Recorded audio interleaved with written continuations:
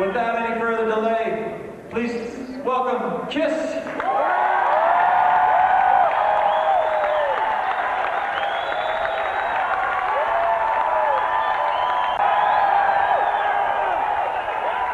we're going to make sure that today's something real special.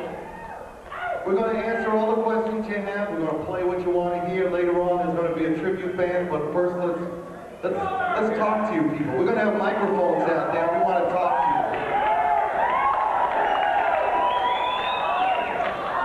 Okay, first questions are right here. Welcome, Minneapolis, guys. Gene, question for you. 10 years ago, 10 years ago, you were doing some acting, did a few movies, and then you sort of stopped. Do you have any plans in the future to get back into that at all? Maybe eventually. Right now, the most important thing is doing Kiss 24 hours a day.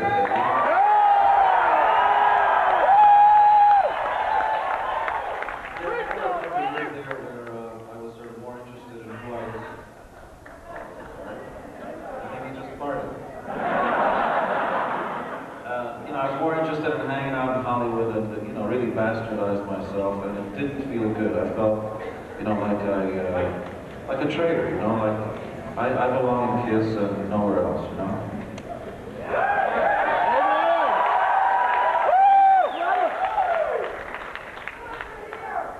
I guess this is more of a girl's question, but now that you have a wife and child, are you planning to, for Paul, are you planning to slow down on your touring at all? Are you going to keep it up, or? I had a child by keeping it up.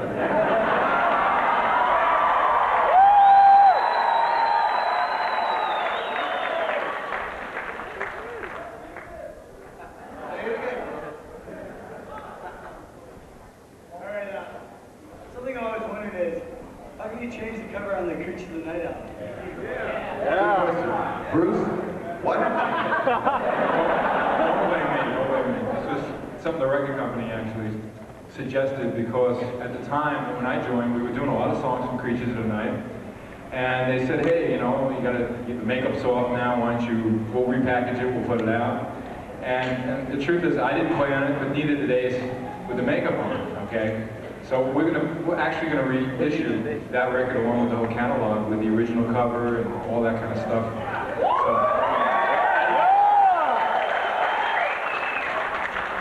I was wondering why you guys don't play many non-makeup songs anymore. It's all really old stuff. No, we're always, we're fucked if we do, we're fucked if we don't. When we went out during, I don't know, from 85 on, we were doing a lot of the new stuff, Heaven's on Fire, the after makeup stuff. And then fans started saying, why don't you do the original stuff off the first 3 records? Okay, then we started to do that. We're back in trouble again. How do we do, this convention is about that kind of thing. When we do the Unplugged later on, a couple hours from now, because we're going to be here a long time. We'll get a chance to get up and say, hey, how come we don't do Going Blind or Mr. Speed or something? That's what whatever we want to do. We'll do that, I promise. I'd like to know, the album art for Kiss My Ass, why was Ace Frehley's makeup not included on the cover? Good question. Where are you? Because I want to look you in the eye. You're over there? There you go. What happened with the cover of Kiss My Ass and some of the stuff inside where we kind of cut Ace's makeup a bit was when we were doing that album, we got a call from a lawyer who we never heard of before. And everybody knows most lawyers are scum. And this guy called us up and said, what you can't do. And the truth of the matter is, we can do whatever we want. We can use whoever makeup we want. We can use whatever photos we want.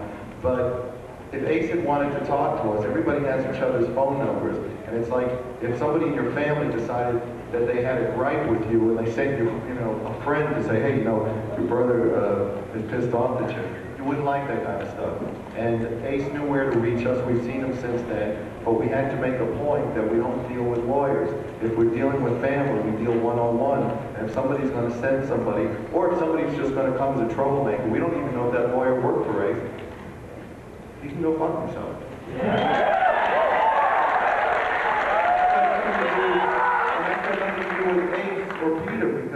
at the first convention, the one in LA, Peter was there with us. He sang 2 songs.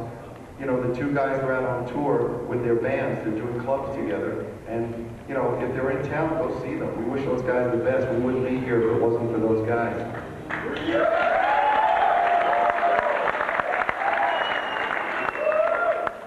First of all, guys,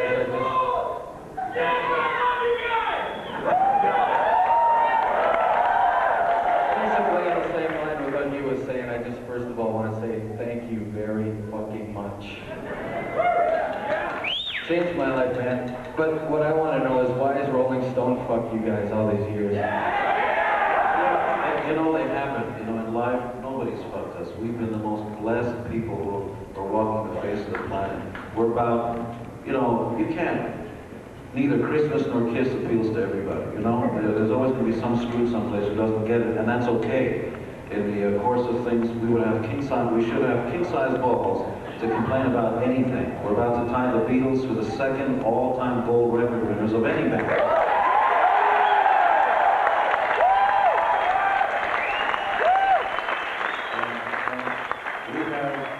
We have you, you have us, there's nothing else. We don't get anybody else.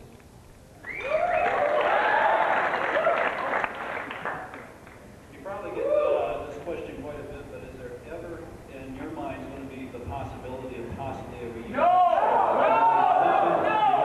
That's I mean, what could be more of an obvious question? I mean, it's a question that we should answer. You know, we wouldn't be here. We're so proud of our past. A lot of it's out there for you to look at.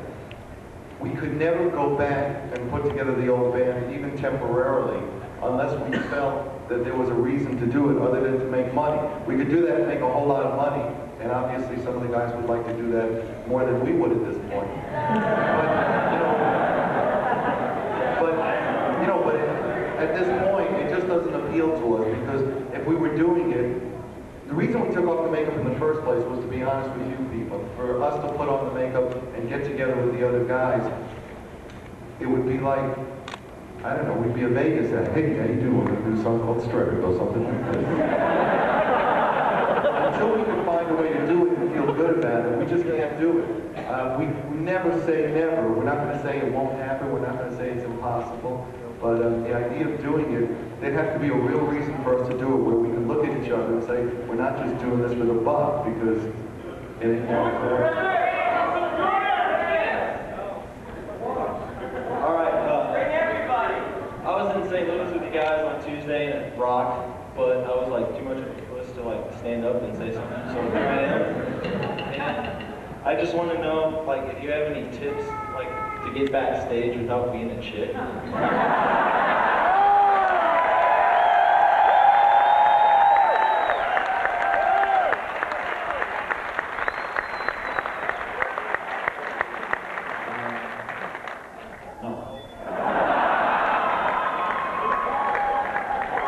can bring your girlfriend. I figured you could like put it in the bathroom. We'd be honored. Please, bring it up.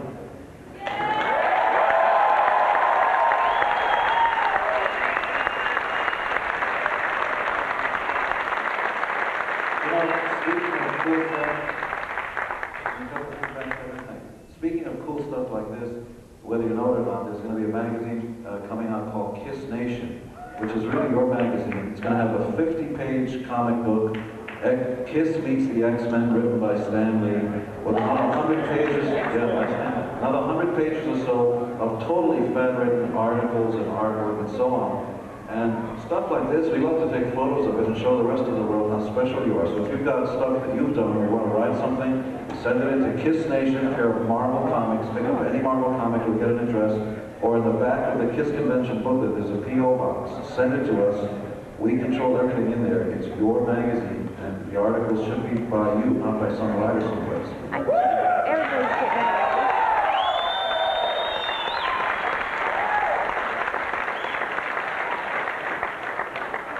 You got an A.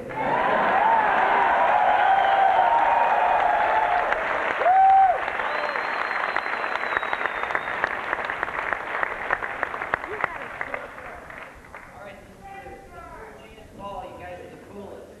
Okay? Now, I want to know who came up with Vinnie Vincent's character when he got in the band?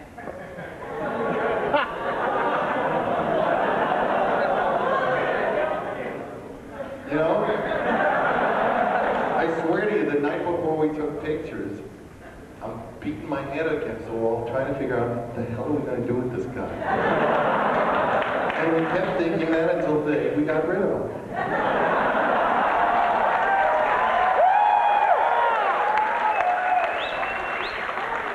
You know, Vinny was just an unfortunate chapter. You know, the reason, you know, we don't usually like to talk badly about people, but the reason this stuff isn't here is really because we don't consider him to have been a member of the band, because he was not only disrespectful and dishonest with us, but his attitude towards the fans was something that we were constantly making apologies for, and this is the guy who should have...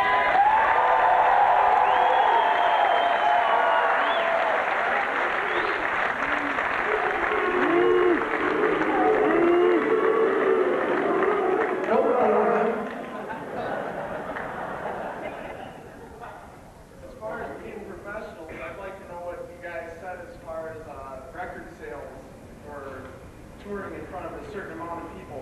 What Put sort it of closer to goals your you mouth. set? Put it closer to your mouth. Just say it one more time so everybody can hear it. What sort of goals do you set as far as, say, as how many record sales you want to have each year, or how many people you want to play in front of every year? You know what, we never started thinking about that stuff, and we don't do it today. For the record, they tell us, see, we get a printout of that kind of stuff from a record company. Honestly, it's the last thing on our minds. We're lucky enough to be doing this. You know, our rent's paid. Past that and past having an night to eat and stuff, it's all useless information anyway. But whether a record sells 500,000 or 5 million, so what? They tell us we're over 70 million records and counting. And so if one record, you know, life's a roller coaster. Some records do a little better than others, some do less, because the core fans buy everything because they have to have it. And then there's the sort of periphery, that's a big word, like gymnasium, right? And all the outside people who sort of buy it if they hear a song on the radio they sort of like and stuff. And we welcome everybody, but the reason we're doing this is we know who our real people are. It's you, and not these, you know, sort of outside people.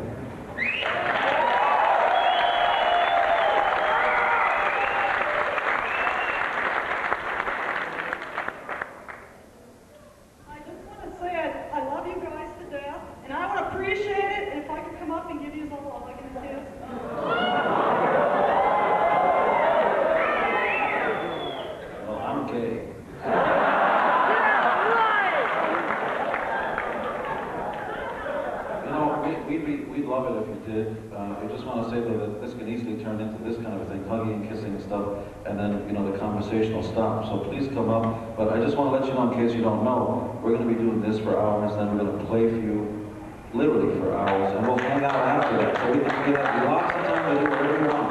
Okay?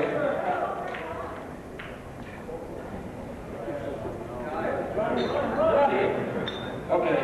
I remember where you said "Kiss Me Back to the Heart" was your most embarrassing thing you ever done. I want to know at one point in time when you were reading the script for Never Too Young to Die, did you say, "That's it for me"?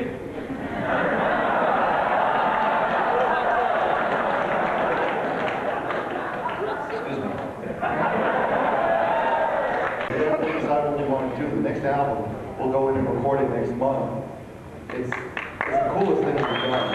And it should be, you see the cover. You can see the cover out there, and now we're just trying to figure out a name for it. And then we'll tour with it. So your guess is as good as mine. The city? Minneapolis, St. Paul, of course.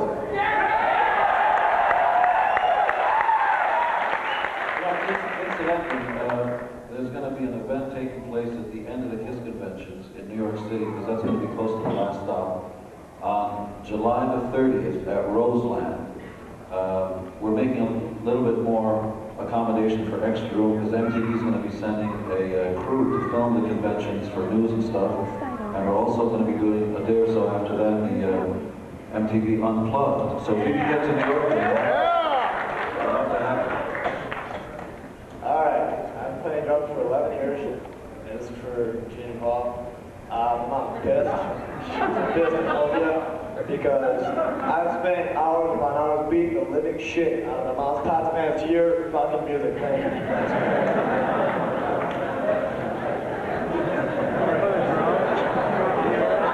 I just had a quick question for you. You can call me a dummy, but I'm just wondering.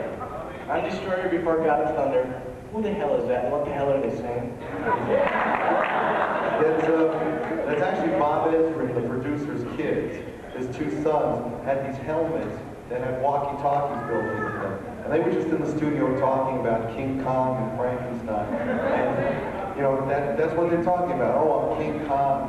You know, they're making all kinds of noises. And it's so great because you put on two kids that are like 5 years old on your album, and everybody listens to it and goes, kids are geniuses.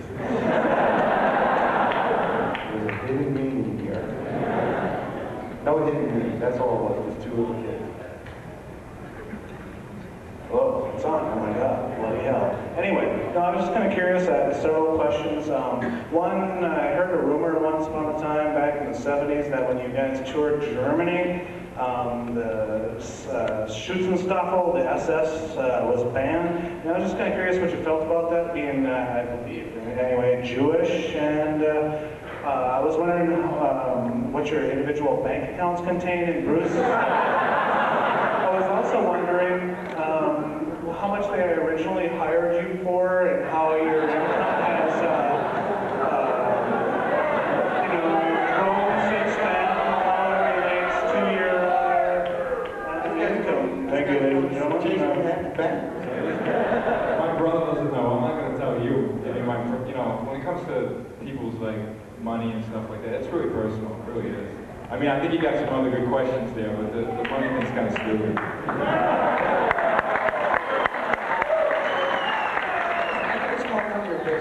Yeah, but that's none of you. Explain about the essence. What was that? After the Allies won the war, World War II and that stuff, they were concerned that the Nazi Party doesn't get, sort of re-entrenched in the German psyche, and so they passed all kinds of laws having to do with really censorship, but maybe with good intentions. So the Nazi insignia, the swastika was outlawed. The double SS that was used by the SS, who were like the secret police. What did you say? I can't hear you. The Gestapo. You're right. That's right, the Discovery Channel. The Gestapo used the SS as a logo, and when we first used the logo, as far as we were concerned, they were lightning bolts, but it also looked very similar to the SS Gestapo insignia, and so the German government banned it. To this day, it's the only country in the world that the KISS logo appears slightly differently. It sort of looks like two Z's, or two, anyway, they don't quite look like our S's. And that's life. I mean, we don't really like it. On the other hand, we're not really German, and so we don't really understand whether it's a good move or a bad move. And, well, maybe the intention is good. And I am Jewish. Not only that I was born in Israel. Jewish. Me too. And now German's German. You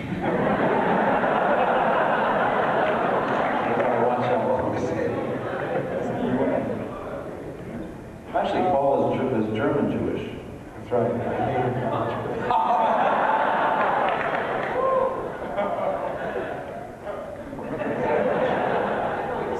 I don't mean it.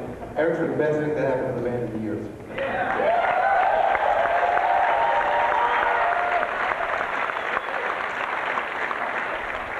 And if you need your house painted. Eric's setting up for What happened to him and what's he doing today? Does he still get his royalty checks for shooting Going Blind? He does get his royalty checks. Stephen was a school buddy of mine. We grew up together, went to school together. Then I lost touch with him and went to college. And Paul and Stephen hooked up together and started a band. Even before Paul and I knew each other. And I, ironically enough, met Paul at Stephen Carnell's house. This is a guy that co-wrote Going Blind and Sheep, basically. And I haven't heard from him literally in years. But, obviously if you've seen History, the book, he's in there. We always make sure everybody that's been a part of our history is in the books and gets credit, including songwriting credit and whatever else. And he was a very important friend in the beginning, and he certainly you know, one of the pieces of the puzzle that made up Kiss. Yeah, I was wondering if you could tell us a little bit about your recent South American and East Asian tours. We did some stadium dates in South America that were really very, very cool. We were headlining a bunch of outdoor festival shows, 50,000 people and around that. We had Slayer opening for us and Suicidal Tendencies and Black Sabbath. And then we went on to Australia and Japan and just did a sold-out tour there. And I mean, anytime anybody gets a chance to travel, I mean, we're lucky. We get a chance to bring our guitars and play, but I mean, the more people can travel and meet other people, it's a very cool world out there. We had a great time, and every time we go out, we just see how lucky we are that people want us back. I just want to say that I've been listening to you since I was 7 years old. I got my whole family involved in your music. My mom's favorite song by you is Take It Off. My grandmother bought me Hotter Than Hell for my 10th birthday. It's like basically a big family thing, but my question for you is, are you going to be doing any more work with Eddie Kramer in the studio aside from any live albums? You know, we're open to it. There are never any rules. This new record that we're about to do, our 28th album. Yeah! Originally was going to have Bob Ezrin involved, and Bob actually got together with us, and we've been working on material over the last 2 years on and on. And Bob was no longer involved. Bob took himself out of the project, basically because he thought his contributions weren't really up to par. And he basically said, look, I'm not doing this material any good, maybe you guys should do this yourselves or with somebody else, so I'm removing myself. But getting back to Kramer, anything's possible. I mean, we're open to working with anybody that can help make our songs better. So we're open to it. No plans yet. Yeah, I was just wondering if you guys were coming out with like a box set anytime soon. Our box set. The box that it comes in, you can use as luggage. It's going to be so good.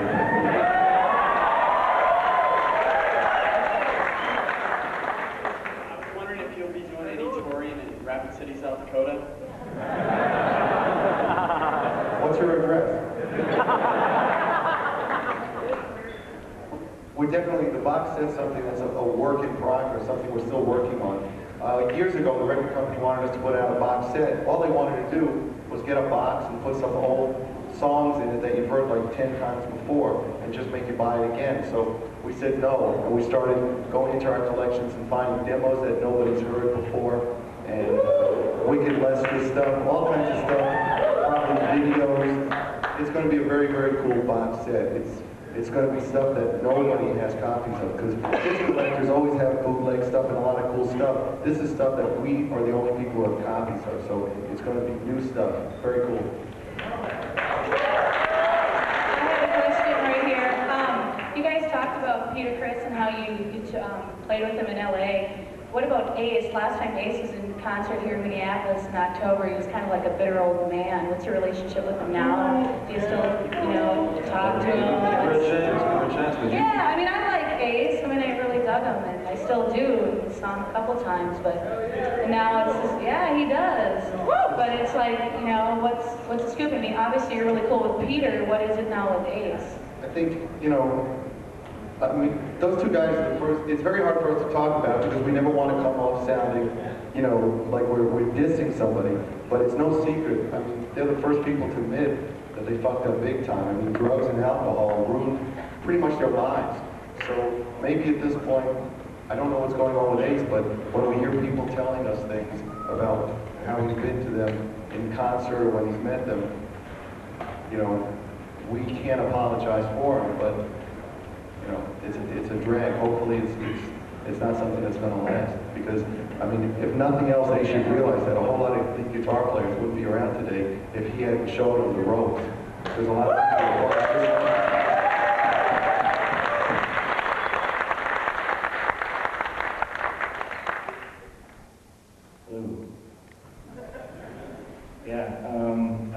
it was kind of tough for me to decide on one question because this has been a lifetime thing for me. And originally, was quite a while ago, but I wanted to ask you guys if you were scared of those wall-painted robots that you fought on the roller coaster.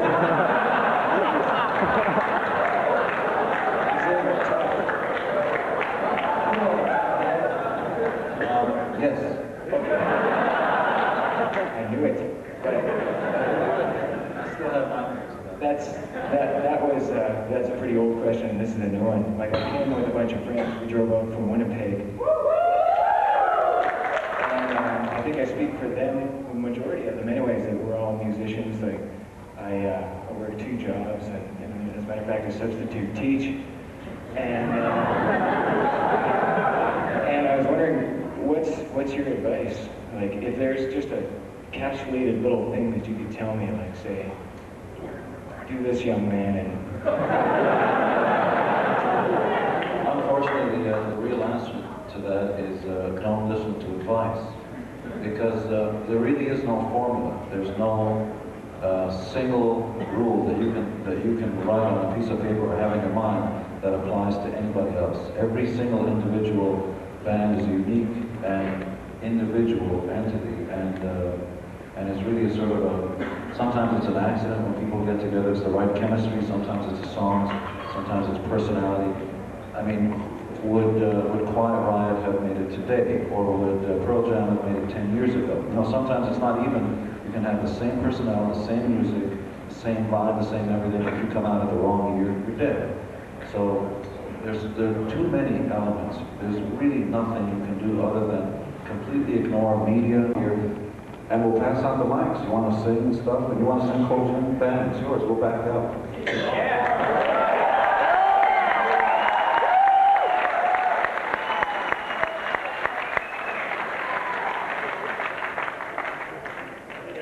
Thanks for what you've done for me and changed my entire life. I wanted to ask you what you guys, how you guys learned to play your instruments, or if you were self-taught, or you learned from a video or something like that. Everyone knows that I learned from my brother Bob, right? That's how I got started. But then I kept, learning and taking lessons. Yeah, well, Bruce, I want to know what was so bloody stupid about my bloody question earlier. Uh-oh. I mean, for God's sakes, man. Okay, what I meant to say...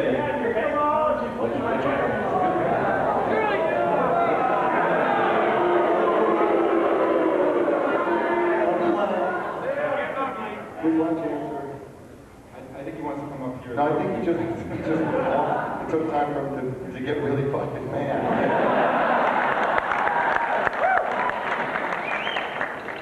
Everything about, anyone's life is public, okay? For everyone to know. So I'm sorry if I said it was stupid. It wasn't a stupid question. It's a fair question, and I am sorry for that. But it isn't any of your business. That's what I meant to say. I apologize.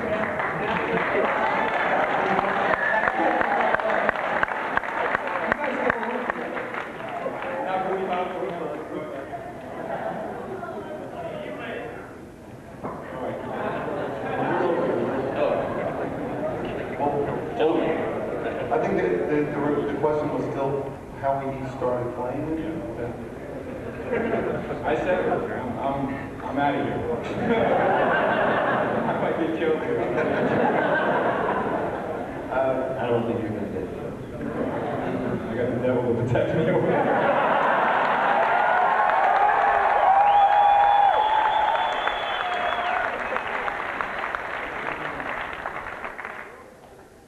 When I started playing guitar, my sister was actually taking lessons before me. My parents couldn't afford to send us both for lessons, so my sister went for about 6 months, and then they took her out of the school and sent me. And I was so bad that the guy who was giving a lesson said, "I'll take your sister back for free if you quit." So I got my revenge. I went home, stood in front of the mirror, locked myself in the room, and learned to do splits.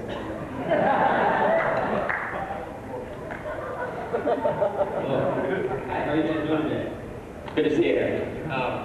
I was in Ontario, California recently. Have you thought of hosting a game show by any chance?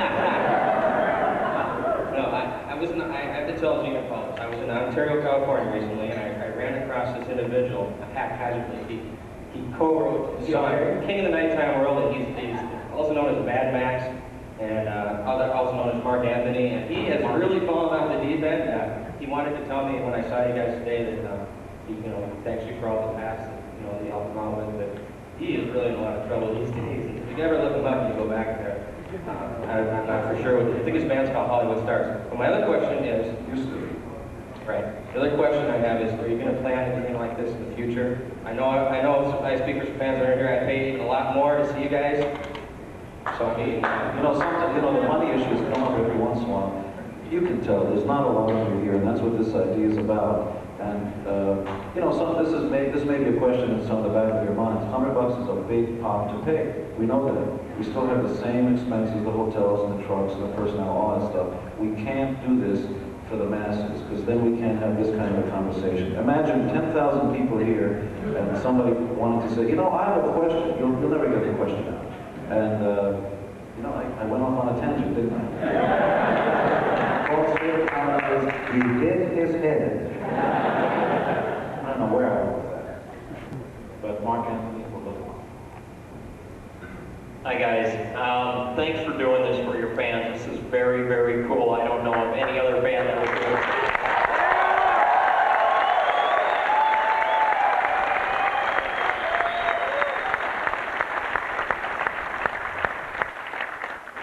The first time I saw you guys was at the old Met Center. It was a hockey arena. They tore it down. It was in 1982. I don't know how old I was, but I just had my 27th birthday. The first time I got to meet you was 1993, Kiss Alive signing at the Mall of America. I was so nervous I couldn't say anything to you, but my good friend here said it all, and I was so pissed at him because he got to talk to you guys and I didn't get anything out. Now I'm getting everything out. Kiss Alive 3, great album. The sound was, back to the 70s. It was mean, it was aggressive. It was what Kiss is all about, at least to me, except I was a little disappointed because I'm a huge Kiss fan. Money's not an object, but there were certain songs missing from that album. You guys it was like 1975 again all over.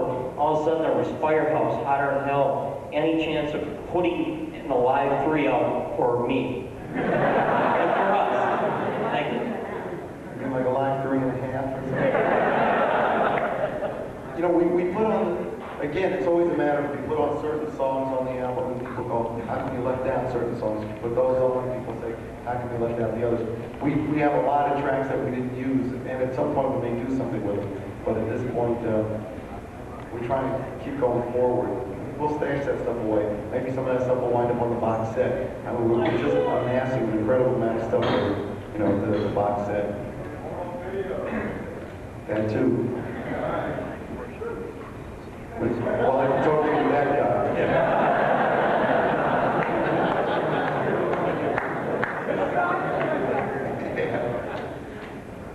How you doing, guys? We're here. Where? Right here. I've been watching you guys since you started doing Omaha, Nebraska. One thing that I thought was always cool is you always were really famous security guard rules and stuff. The Crazy Next tour, I snuck a camera in, no one else there has ever done that before. And security guard was taken away from me, and Gene came up. He allowed me to take all the pictures I wanted to the whole show. What did I say to the guy? Fuck off. You got to see this picture that you posed for. How many years ago? That's a very powerful and attractive man.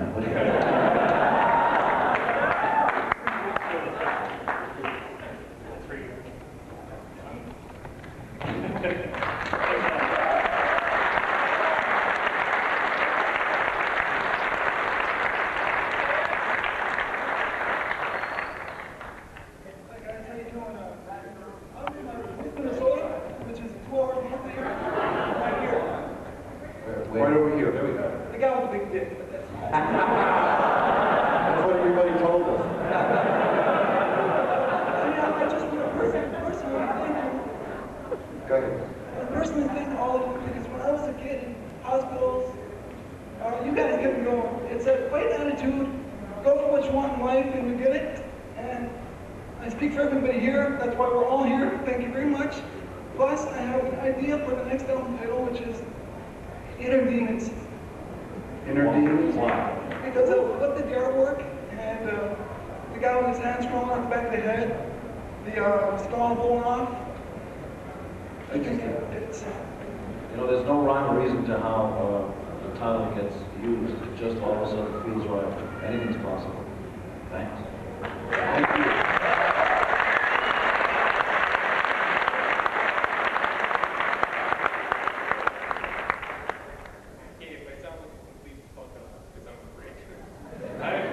I've been a Kiss fan since I was like 8 years old, and I just wanted to totally thank you for the music that you provided, because it's influenced my life in a big way, especially Gene. Like, I play bass because of you.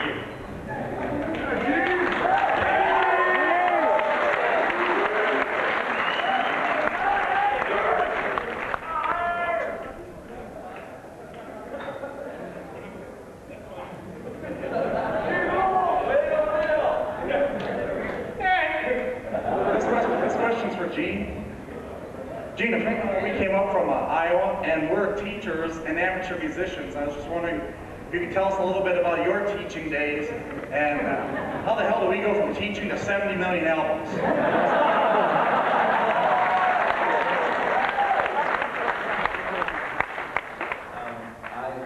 I went through college and had the great, the great guilt complex, the great liberal white guilt complex about how the woes of the world are really my personal fault. So I had, sort of a warped idea in my mind that somehow if I became a teacher and went to teach in Harlem or in Spanish Harlem, which I wound up teaching in for a very short time, that somehow that would make me feel better. You know, instead of trying to do good for somebody else, it was really sort of a selfish motive. I was trying to make myself feel better. It was really bullshit. You know, charity and just being a good human being ends and begins at home. And I wanted, the reality was that by getting up on stage and talking to the school kids, I really just wanted attention. I was bullshitting myself, and that's one of the reasons why I quit teaching, because to be a teacher is so much more important than what we're doing up here. The real teachers are not about ego, they're about, trying to improve the human conditions. Boy, this is getting serious. What? So anyway, how do you get from there to here? I don't know. I'm a lucky son of a bitch, that's all I can tell you. I just want to say you guys are the greatest band in the world, and I just want to ask one question. I know you guys are against the drugs and the alcohol, and I'm wondering, how do you feel that affected your band over all these years, especially through the 70s when everyone seemed to be into the drug scene? Well, we lost a lot of guys on the road crew. During the 70s, people used to throw drugs on the stage, and the road crew would go around and pick them up. I can remember one morning we were waiting for our lighting director to come downstairs, and he didn't answer his door. We went up, and there was a little huddled mass in the corner with a bed sheet over his head. But seriously, I mean, two of us are here from the 70s, and two aren't. And I think that really says a lot. Personally, I think drugs are for idiots, and people who do drugs should wise up before it kills them. There's nothing cool about being dead.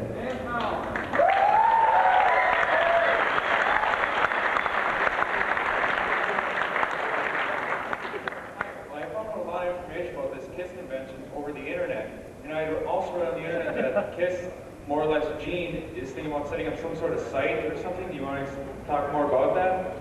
Kiss Nation is online on American Online. The address is listed in the Kiss Classics book, but I think it's Kiss Nation AOL COM, and you're in.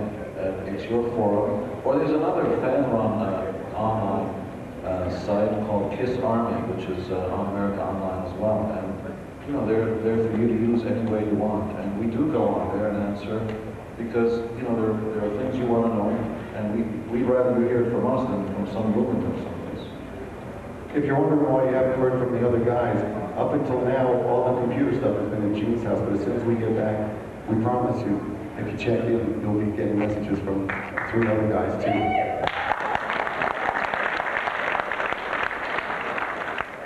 happened to you? When I saw the 300,000 people or whatever the hell it was, it changed my life. So here we are doing a KISS tribute called War Machine. I have two quick questions. First of all, around 1980, there were a lot of, not a lot, but once in a while a picture would come out with no makeup on in some of the magazines. How did you feel about that when that would happen? Was that something that was a problem? Or? It gets stolen. Yeah, people break into warehouses. We keep moving our warehouses up, and it gets stolen. But we have so much. We literally have hundreds of hours that people have never seen. And how we feel about bootlegs? Bootlegs are wonderful, and we wholly support them as long as they're not for profit. That's why we wanted to make sure each and every one of you could film this. We just didn't want anybody to come in here, film something, and decide that they were all of a sudden in the KISS business, because you are not allowed to be in the KISS business, you know, in the same way that you've got your signature, and the way you sign your signature, and your name, and nobody here is allowed to sign your name. But what do you think happens when a bootlegger puts KISS on something? He's basically telling everybody that this is okay. It's KISS. Well, nobody asked us. It would be like me signing a check and signing your name on it. You'd get pissed. And we don't appreciate anybody going off and doing a business, basically living off of it, but we're proud if anybody wants to exchange tapes, say, hey, look what I've got, that's cool.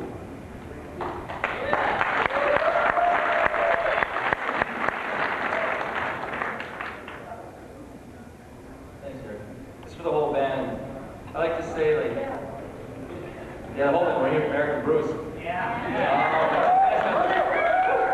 You guys got the money, you got the fame, you got the fortune. Even the last few years, you got the respect. And the black guys, well, of course, that's a given. The chicks too. But I mean, now, what inspires you all to write? Like, you find it harder to be inspired to write things, you've done everything. Like, I guess father would be something, get married, and something, but it's kind of come here to mix that in with rock and roll for now. And also, you got soap last night at a hotel in Chicago. You know, we write about our lives. We write about everyday kind of stuff, and that doesn't change. I mean, you know, people are always surprised that they can go to the market or the car wash and see us there. I mean, we do basically the same thing that everybody here does. So we write about the same stuff. It's real weird how sometimes people in bands use fame to distance themselves from the people who made them famous. What we try to do is use fame to get closer to you, so that we're still in touch with where we started. So we're still singing basically about the same stuff. Hopefully when you hear one of our songs go, yeah, I know what that's about. You know, we're not singing about the butler's got a cold today, you know.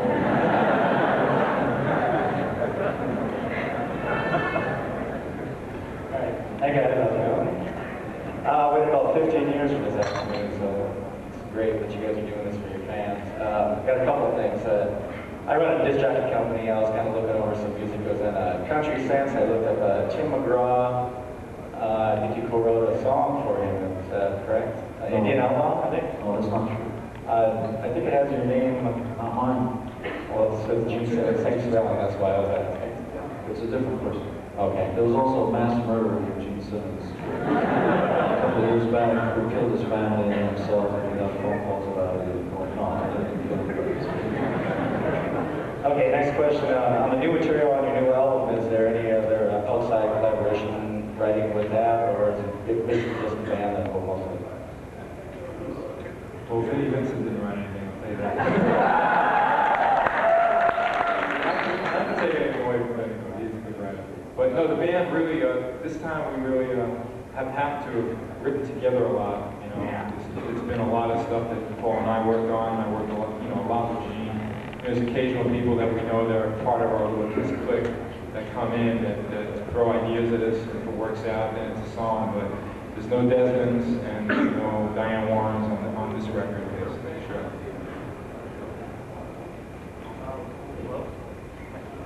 Your microphone's not working. Hit it. Hit it a couple times. Just whack it.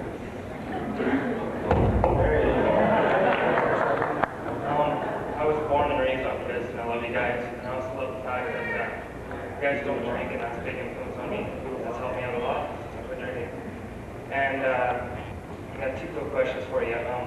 The guys at work want to know what KISS stands for. It's like kind of religious, and I think it's something that, so I got from Well, it stands for Knights in Satan's Service. In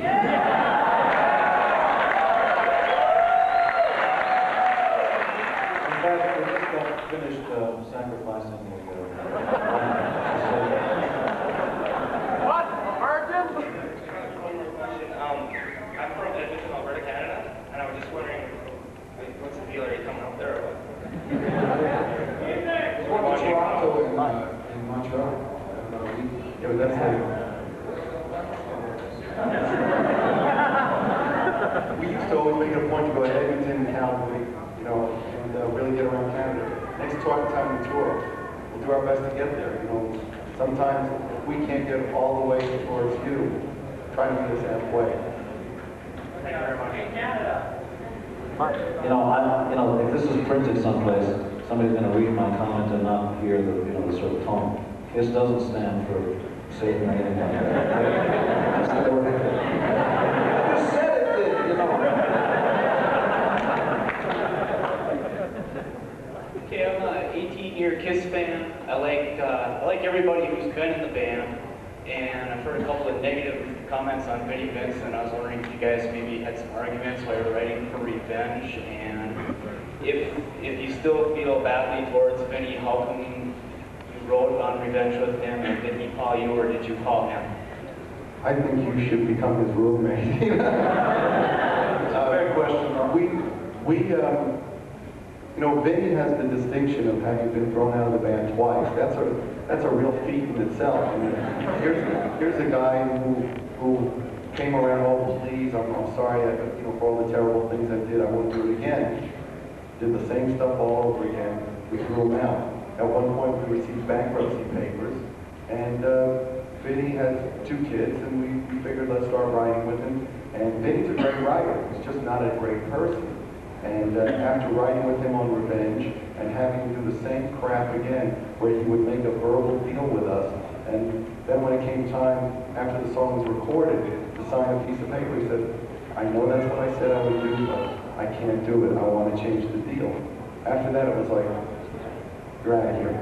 So whatever fond feelings you have for him, I'll give you his phone number.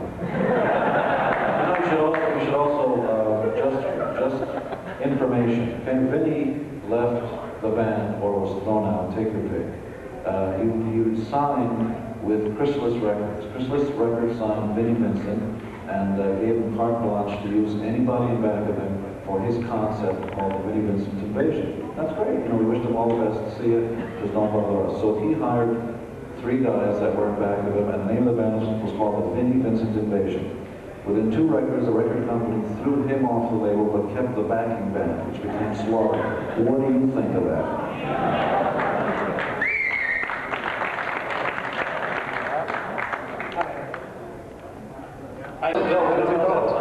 All my days were lonely, still you never boned me, blah, blah, blah. Still you never boned me?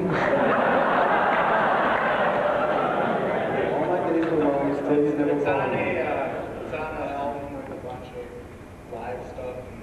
I don't know any such song. Nope. Swear to God. How about Much Too Young? Remember that one? Yeah, I wrote that. That was from the first tour. Never played it again. What happened? Actually, it was originally the original version of Acrobat. Which became Love Theme from KISS. But originally, it went into a kind of a Detroit Rock City,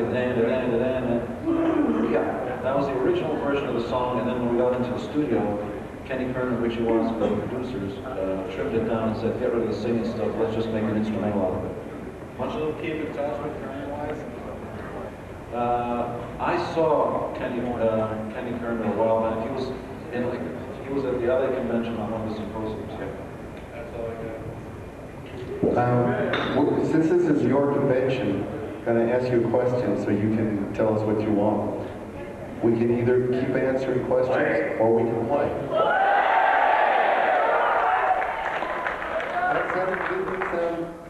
Okay, how many people want us to answer questions? How many people want us to play? Why don't you give us a couple of minutes and they'll get us set up here, and we'll come out and play. out, get the blood circulating. Don't give me because once we start playing again, sit back down.